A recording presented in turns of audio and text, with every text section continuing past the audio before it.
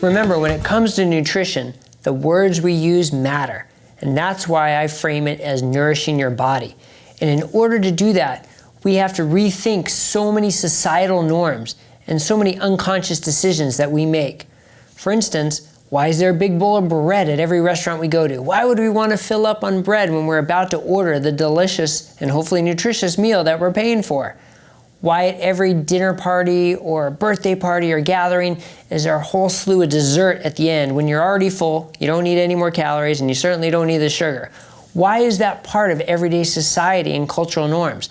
That's what we have to rethink when we decide that we're going to use food to nourish our body.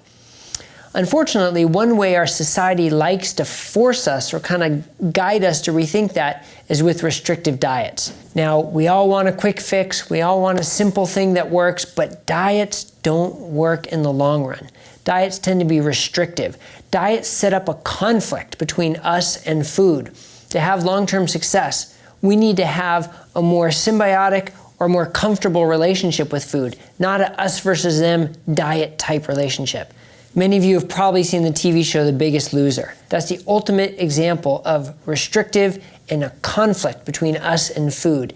And although for the TV show, they may have had some pretty dramatic results, there have been studies that have looked at the same people over time have shown that it's not been effective in the long run. Their metabolism slows down, they gain back the weight, and more importantly though, they have an unhealthy relationship with food, so they're not able to improve their health over the long run. Now, why do diets work initially? Well, one of the biggest reasons they work is because they cut out the junk, they cut out the processed foods, they cut out the chips and the cookies and the candies and the sweets. If you do that, it doesn't matter what else you're eating, you're gonna see some improvements. But that's not enough. We need to reframe how we see nourishing our body to implement those changes, not just for now, but for a lifetime. Just look at the number of diets that are out there. There are hundreds of them, whether it's the low fat, the low carb, the Atkins, the DASH, the Jenny Craig. If there was one way for everybody to eat, there wouldn't be so many diets. So it's clear that everybody's a little bit different. And instead of focusing on one thing to eat or one thing to avoid, what we need to focus on is the general concepts of how we see food, how we nourish our bodies. Remember, everything we eat either helps our health or is detrimental to our health. There was this incredible study that looked at over 150,000 families. They gave them each a bar scanner, and everything they bought and everything they eat, they scanned it with a bar scanner. And you know what they found?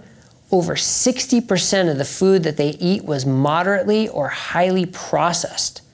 60% wasn't even really real food. That's pretty incredible. That shows how far our society has come from what it used to be.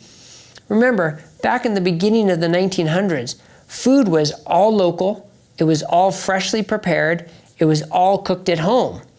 But our society has evolved away from that for convenience and for hyper-palatable taste, and our health has suffered. We need to reverse that and get back to the way it was so we can take more control over our food and more control over our health in the process.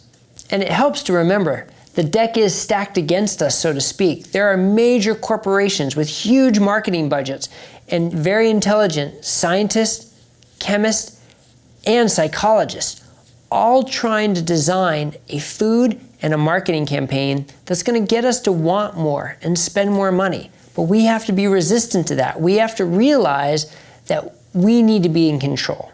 And when we're in control of our food, we're in control of our health. So in order to see food in this way, it may take a little more time and it may take a little more thought.